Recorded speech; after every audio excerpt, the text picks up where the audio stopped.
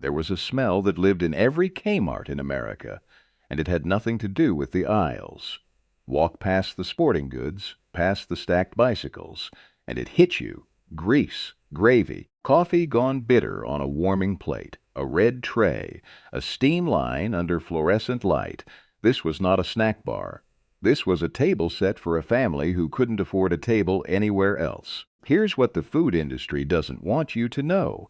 The discount store fed this country better than the restaurants that replaced it. Number 30. Liver and onions plate the smell hit before the tray did. Iron and sweetness, onions gone soft and dark in a skillet somewhere behind the counter. In family restaurant locations across the country through the 1970s, this plate cost under $2 and came with a scoop of mashed potatoes and a roll that soaked up whatever gravy escaped the edges. Liver was not glamorous. It was cheap, it was iron-rich, and Grandma knew it filled a body up when the paycheck didn't stretch. Today, menus call it awful cuisine and charge $20 for a portion half that size. This was not a discount meal. This was survival, dressed plain and served hot. Number 29. Friday fried fish dinner. Every steam line in every Kmart family restaurant knew what day it was without a calendar. Fridays meant fish, breaded, fried gold, laid across the chafing dish next to a scoop of coleslaw that had been sitting just long enough to go cold at the edges. This wasn't a menu decision. It was the ghost of Catholic fasting tradition, baked so deep into American eating habits that a discount store built its weekly rhythm around it without ever saying so out loud. Nobody explained it. Nobody had to. You just knew Friday meant fish, the same way you knew Sunday meant something slower. Number 28. Meatloaf and mashed potatoes, the red plastic tray. The stainless steel rail, cool under your palm as you slid it forward. This was the plate that defined the Kmart family restaurant of the 1970s. A slab of meatloaf, dense with breadcrumb and onion, laid beside a mound of mashed potatoes with a well of gravy pooled in the center. It cost less than $2, and it tasted like somebody's mother had made it, because in a lot of ways, somebody's mother had trained the cook. This was not fast food. This was a Tuesday dinner you didn't have to cook yourself, and that alone was worth the trip. Number 27. Turkey dinner plate. You didn't need Thanksgiving to get sliced turkey, stuffing, and gravy on a plate at Kmart. You just needed a Tuesday. The family restaurant ran a turkey dinner special through the 1970s that gave families a holiday meal on a discount budget any week of the year. Sliced turkey breast, a scoop of stuffing gone slightly dense from sitting in the warmer gravy ladled over both. Here's what the food industry doesn't want you to know. This kind of meal, full and warm and complete, used to be ordinary. Now it's an event you plan for. Then it was just Tuesday. Number 26. Hot beef sandwich, open-faced, no pretense about it. 2 slices of white bread, sliced roast beef laid across, gravy poured over the whole plate until the bread surrendered and became part of the sauce. This sandwich required a fork, not hands, and everybody at the family restaurant counter knew it. It was the kind of dish that filled a working man up for the afternoon on a lunch break between the automotive department and the checkout line. That is not progress. Replacing a plate like this with a wrapped sandwich eaten standing at a food court counter. That is a specific and quiet loss. Number 25.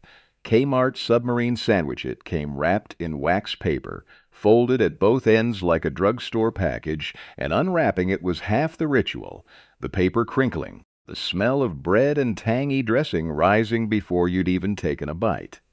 Shredded lettuce, sliced meat, a dressing that wasn't quite Italian and wasn't quite anything else, all pressed into a length of steam table bread that had that particular softness only a warming case could give it. This sandwich ran through Kmart Cafeterias nationwide across the 1970s and into the 1980s, a fixture as reliable as the blue vest uniforms behind the counter. It wasn't fancy. It didn't need to be. A family could split one, or a shopper could grab one alone and eat it at a formica table under the hum of fluorescent lights and the crackle of a PA system announcing a blue light special 2 aisles over.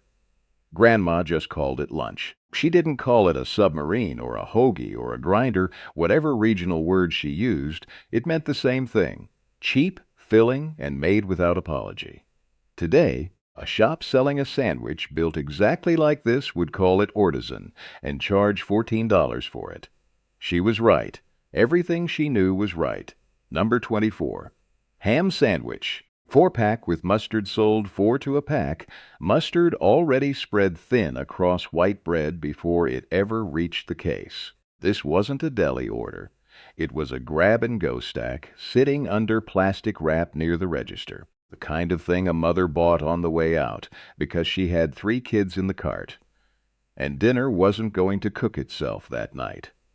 4 sandwiches for one low price, sliced ham thin enough to fold, mustard doing the work that mayonnaise and lettuce and tomato would have done in a version that cost twice as much. There was no romance to this sandwich, and that was exactly the point. It didn't ask to be admired. It asked to be eaten in a car, in a break room, standing at a kitchen counter after the store bags had been unloaded. This was not a meal. This was logistics.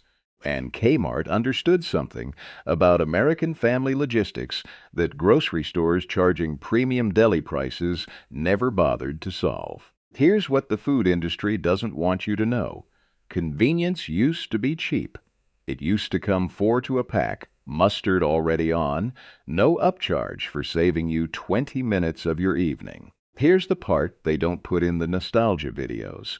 That steam table math, the liver, the meatloaf, the ham stacked 4 to a pack, wasn't accidental. Nutritionists studying working-class eating patterns through the mid-20th century found something the corporations eventually turned their backs on. Organ meats like liver carried more iron and B vitamins per penny than almost any cut of muscle meat on the market. Gravy over bread wasn't a shortcut. It was a way to stretch protein across a family that needed feeding on a paycheck that hadn't kept pace with prices. Every plate on that steam line was doing quiet arithmetic, maximum nutrition, minimum cost. Dressed up in nothing more than a red plastic tray, Grandma didn't need a nutritionist to tell her this. She built the same math into her own kitchen a generation earlier, and Kmart's cooks, often local women hired straight off the register, carried it forward without ever calling it science. That is not a coincidence. That is inherited knowledge, passed hand to hand until a corporation packaged it, sold it back to the public at a markup, and then quietly discontinued it once it stopped being profitable to feed people well and cheap at the same time. Number 23. Baked chicken special, not fried, not breaded, baked, skin gone dark and tight in a low oven somewhere behind the counter, laid across the chafing dish next to a scoop of green beans that had gone soft the way steam table vegetables always did. This was the plate for a shopper who wanted something that felt like a real dinner without the grease of the fryer, and Kmart's family restaurant kept it on rotation through the 1970s as a steady, unglamorous option beside the meatloaf and the liver. There was nothing showy about baked chicken. It didn't come with a sauce, didn't come with a story. It came with a scoop of potatoes and a roll, and it asked nothing of you except to sit down and eat it while the bags from housewares sat cooling on the seat beside you. Grandma just called it chicken for supper. She didn't need it explained, didn't need it elevated, didn't need a chef's name attached to it. That is not progress. Needing a restaurant to put oven roasted on a menu and charge $18 for the exact plate a discount store once gave you for less than $2. Number 22. Macaroni and cheese ladled from a chafing dish in a thick orange gold scoop that steamed when it hit the plate. This wasn't the boxed version from home. This was made in bulk in a kitchen behind the counter, cheese sauce cooked down until it clung to every noodle instead of pooling at the bottom. It sat on the steam line as a side or a main, depending on how thin your wallet was that week, and nobody behind the counter judged you either way. It was the dish kids asked for by name, tugging a parent's sleeve toward the counter, while the cart sat half-loaded 2 aisles back. Was the dish an elderly shopper ordered alone, a small plate and a coffee, because it was warm and familiar and didn't require chewing through anything tough. There was no pretension in a scoop of steam table mac and cheese. There didn't need to be. Here's what the food industry doesn't want you to know. Comfort food used to just mean food that comforted you, not a marketing category with a $10 upcharge and a chef's signature on the menu explaining why it costs what it costs. Number 21. Tuna melt grilled until the bread went crisp at the edges and the cheese slumped over the sides onto the plate. By the 1980s, this sandwich had become a fixture on the dinner menu inside Kmart's cafes. Tuna salad, a little mayonnaise, a little onion if the cook was in a generous mood, pressed under melted cheese and griddled until it held together in your hand. It wasn't a lunch counter novelty. It was a real dinner option for a shopper who'd been in the store 2 hours and needed something before the drive home, or for a retiree who came in specifically for it. Same order, same booth, same time every week. That kind of reliability doesn't happen by accident. It happens because a place becomes part of somebody's routine, the way a diner does, the way a church potluck does. Kmart's Cafe earned that kind of loyalty with a $5 sandwich and a cup of coffee that got refilled without being asked. They knew things about keeping people fed and welcome that we will spend the next 50 years trying to remember, now that every meal on the go comes wrapped in foil and eaten in a car. Number 20. Cheeseburger plate. $2.49 full meal with fries on the side, from the later years of the K-Cafe before the whole concept started dying around it. This wasn't the fast food burger you'd get 30 feet away at a freestanding drive-thru. This was a plate, served with a fork and knife nearby even if you didn't use them, fries piled generously enough that you could share without either person feeling shorted. By the time this price point existed, the writing was already on the wall. Fast food chains had multiplied across every strip mall in America, and a sit-down plate inside a discount store had started to feel, to a lot of shoppers, like an unnecessary extra step. But for the people who still came, the ones who remembered when this was simply how you ate while you shopped, that 2.49-cent plate was the last honest deal left standing. That is not nostalgia talking. That is a fact you can check against a menu that still exists in somebody's kitchen drawer, a faded piece of paper proving a full meal once cost less than a fast food combo does today, before tax. Number 19. Frozen Coke, slushy depending on which decade and which region you grew up in, a paper cup packed with crushed ice and syrup, the straw already going soft by the time you finished it. This wasn't a meal. It was a bribe. And every parent who ever dragged a kid through housewares and sporting goods and the fabric aisle knew exactly how it worked. Behave through the shopping trip, and there's a slushie waiting at the counter on the way out. The sound of it mattered as much as the taste. The machine's low grinding hum, the swirl of red or blue syrup being pumped in, the particular cold that hit your teeth on the first sip and made you wince every single time anyway. For a lot of people now in their 50s and 60s, that sound is Kmart. Not the aisles, not the blue light announcements, not even the register beeping.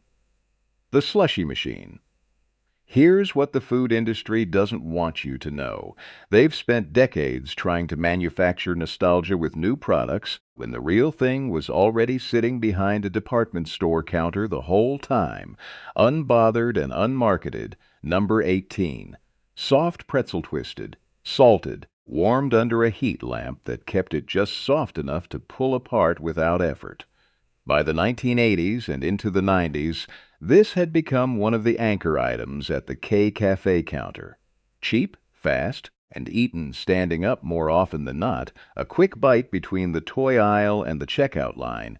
It didn't require a tray or a seat. You could carry it in one hand and push a cart with the other, and that mattered more than it sounds like it should.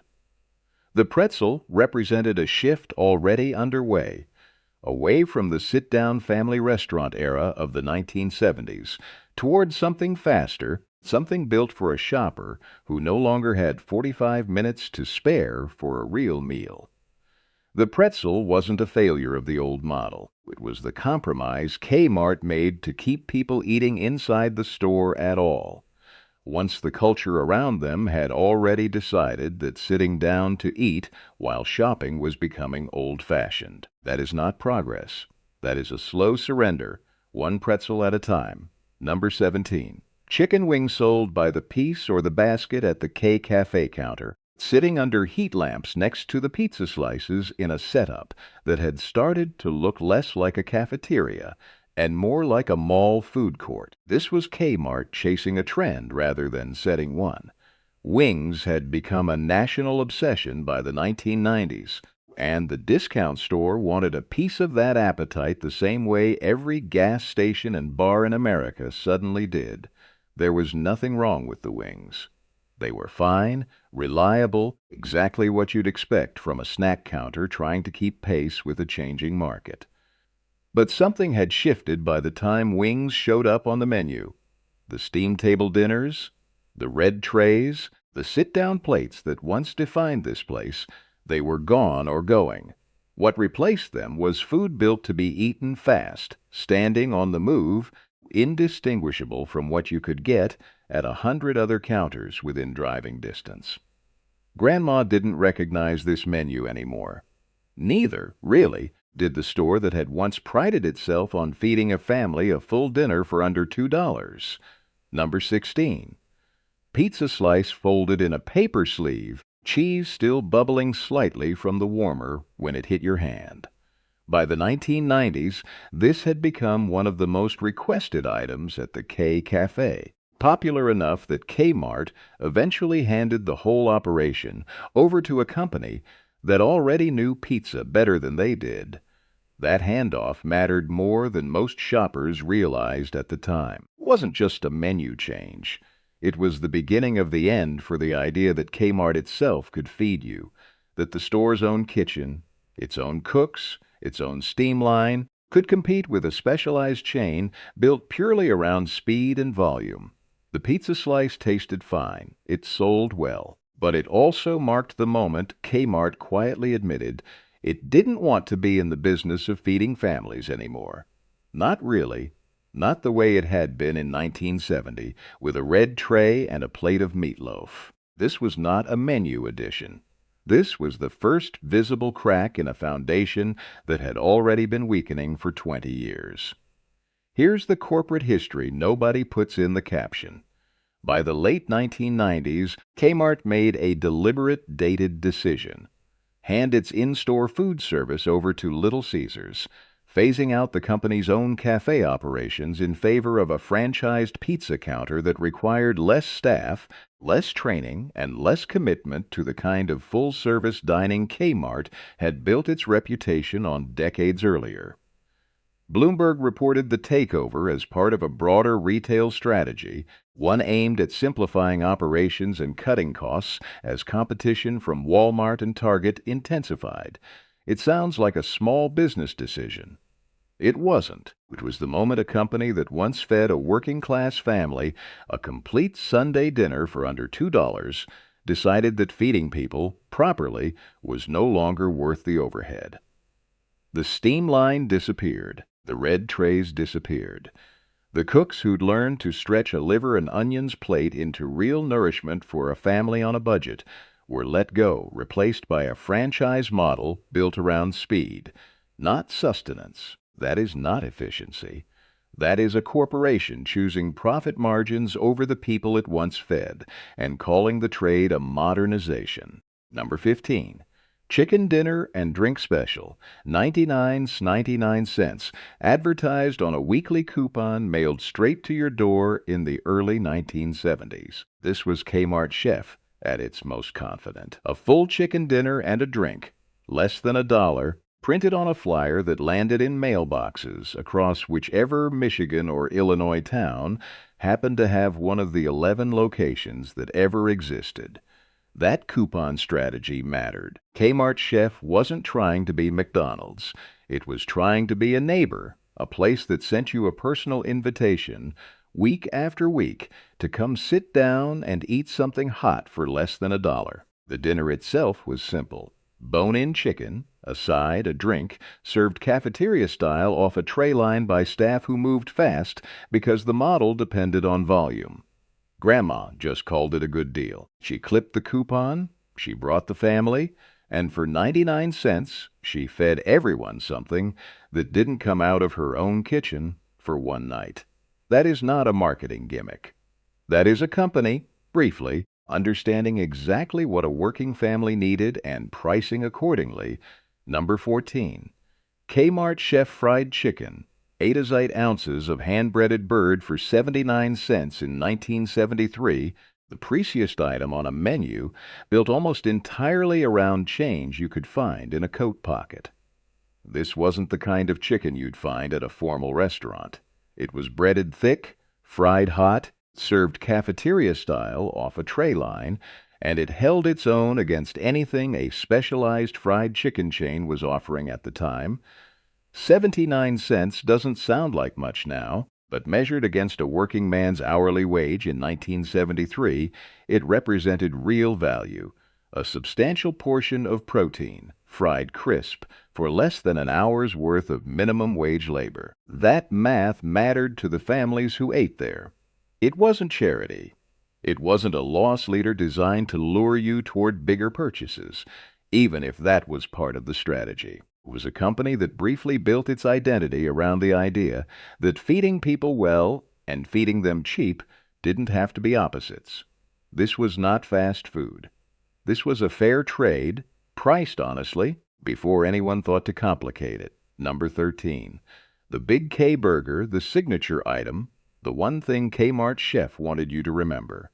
A huge hamburger, tomatoes, lettuce, dressing, and onions, 55 cents, sometimes bundled with a free milkshake depending on which week's coupon you'd clipped. This was the burger that opened the very first Kmart Chef in Pontiac, Michigan, in October of 1967, built right beside the store itself under a slogan that told you exactly what the company had in mind. Eat here and get gas. That slogan wasn't an accident. It was the whole business model in 6 words. Keep the shopper on site. Keep them fed, keep them fueled, keep them spending. The Big K Burger delivered on its promise. It was bigger than what a 55-cent price tag should have bought you, dressed with real vegetables instead of the bare minimum. Built by a company that briefly believed a burger could be both generous and cheap. Here's what the food industry doesn't want you to know. 55 cents once bought a burger with more on it, not less, than the dollar menu versions selling today for 4 times the price with a fraction of the toppings. Item 12. Kmart Chef Apple Turnover Flaky Pastry folded around warm spiced apples. Sitting in the dessert case beside the milkshake machine at every Kmart Chef location between 1967 and 1974. This was the dessert that closed out a meal that had already cost less than $1. A few more cents for something sweet. Something that made the whole trip feel complete, rather than merely functional. There was nothing elaborate about it. The pastry wasn't laminated by hand in some back kitchen the way a bakery might do it. It came prepared, heated, served warm enough that the filling steamed slightly when you broke it open with a fork. But that simplicity was the point. A family didn't need an elaborate dessert. They needed something warm and sweet to end a meal that had already stretched their dollar as far as it could go. And Kmart Chef delivered that without apology or pretension. Today, a bakery selling this same turnover would call it hand-folded and charge $6 for it. Grandma just called it dessert. She was right. Everything she knew was right. Number 11. Kmart Chef Milkshake Thick, enough to require real effort through a straw, often bundled free with a Big K burger combo as part of the weekly coupon deals that defined Kmart Chef's brief existence. This wasn't an afterthought item. It was the reward, the thing a kid looked forward to through an entire shopping trip. The payoff waiting at the counter after housewares and hardware and the toy aisle had all been endured. The machine itself became part of the memory for a lot of people. The low mechanical hum, the thick pour into a paper cup, the particular cold that hit your teeth on the first pull. For 7 years, across just 11 locations scattered from Michigan to Pennsylvania, this was as close as a discount store ever got to running a genuine soda fountain. It didn't last. It couldn't compete, ultimately, with chains built specifically around speed and consistency. But for the families who got to experience it, that milkshake represented something larger than dessert. Proof that a company built around bargains could still make you feel, for a few minutes, like you'd been treated to something special. Number 5. Italian Festival Days spaghetti with meat saucy third leg of that $1.88 trio, noodles boiled in bulk, and sauced heavy enough that the fork stood up straight when you set it down. This was the plate every kid at the table asked for, by name, during that themed week. The one a parent didn't have to talk anyone into eating. There's a reason spaghetti has survived as comfort food across 100 years of American kitchens, immigrant and otherwise. It's forgiving, it's filling, and it stretches a small amount of meat across a whole family without anyone feeling shorted. Kmart's steam line understood that instinctively, the same way an immigrant grandmother understood it 2 generations earlier, cooking down a Sunday sauce that had to feed everyone regardless of how much meat was actually in the pot. Grandma just called it Sunday sauce, whatever day of the week it landed on. The corporate banner overhead called it Italian Festival Days. Underneath the marketing, it was the same instinct it had always been. Feed everyone, waste nothing, make it taste like more than it cost. Number 4. Turkey Club Sandwich Triple-Decker, toothpick skewered through each quarter, a fixture on the Kmart family restaurant menu through the 1980s. This was the closest thing on the entire menu to a genuine indulgence. 3 slices of bread instead of 2, bacon layered in with the turkey, a small tower of a sandwich that required both hands and a napkin tucked into your collar if you were being careful. It wasn't cheap by Kmart standards, but it wasn't expensive by anyone else's. It sat at the upper end of a menu built mostly around dollar and change plates, a small reward for a shopper willing to spend a little more for a little more sandwich. The toothpicks holding it together became part of the ritual. Pulling them out one by one, setting them on the edge of the plate, working through the sandwich in quarters instead of trying to fit the whole tower into your mouth at once. That is not a small detail. That is the specific physical memory a lot of people still carry, decades later, of a sandwich a discount store built better than it needed to. Number 3. Apple dumpling pastry wrapped whole around a cored apple, baked until the crust went golden and the filling turned syrupy enough to pool on the plate underneath. This dessert sat in the case at Kmart cafes through the 1980s, a step up from the simpler apple turnover that had defined the Kmart chef years a decade earlier, bigger, heavier, clearly built for someone who wanted dessert to actually fill them up, not just satisfy a craving. There's real science behind why a dish like this worked so well on a budget menu. An apple dumpling delivers sugar and carbohydrate density cheaply, using a single piece of fruit stretched by pastry into something that reads as a full dessert rather than a snack. It's the same math depression-era cooks relied on a generation earlier, wrapping cheap fruit in dough to make it feel like more than it was. Kmart's kitchen didn't invent that trick. It inherited it, the way every steam table dessert in this whole countdown inherited it, from women who learned decades earlier exactly how far a little flour and a little fruit could stretch. Number 2.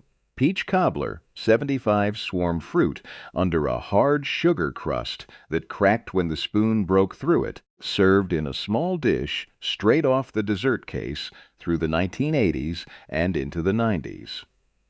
This was the dessert people remember most specifically, decades later, down to the exact texture. Always slightly too hot on the first bite, always worth burning your tongue for anyway, 75 cents for a warm dessert, made in-house, served alongside a full dinner that itself cost under $3. That's not a number that survives contact with today's restaurant math.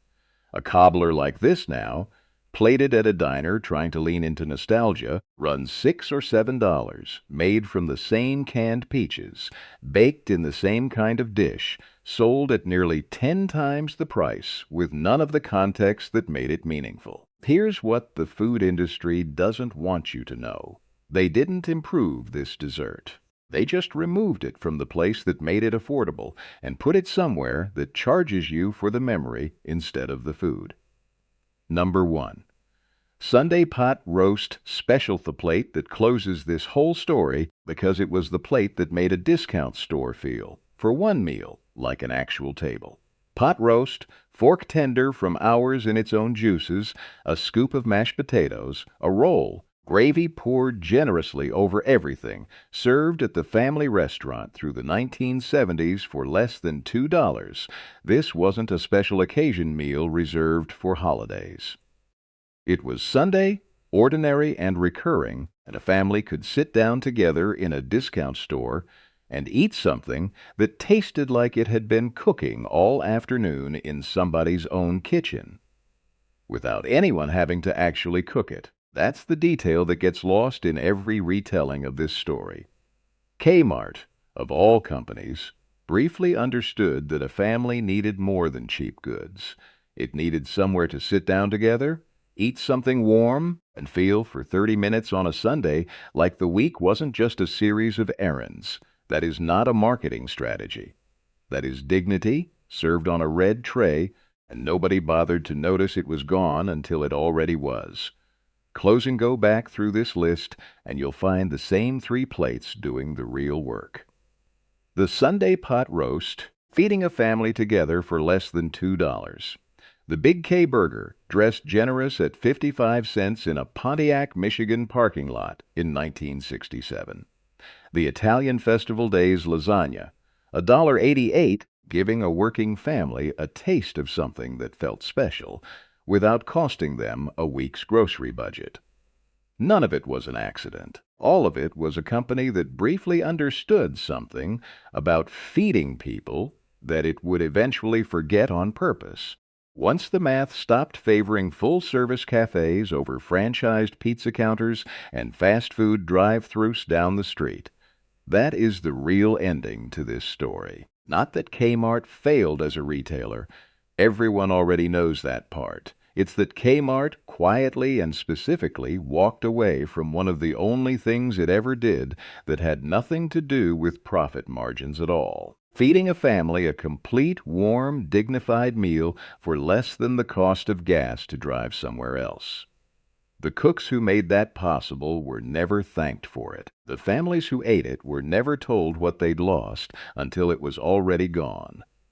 Comment below and tell me which one your grandmother made.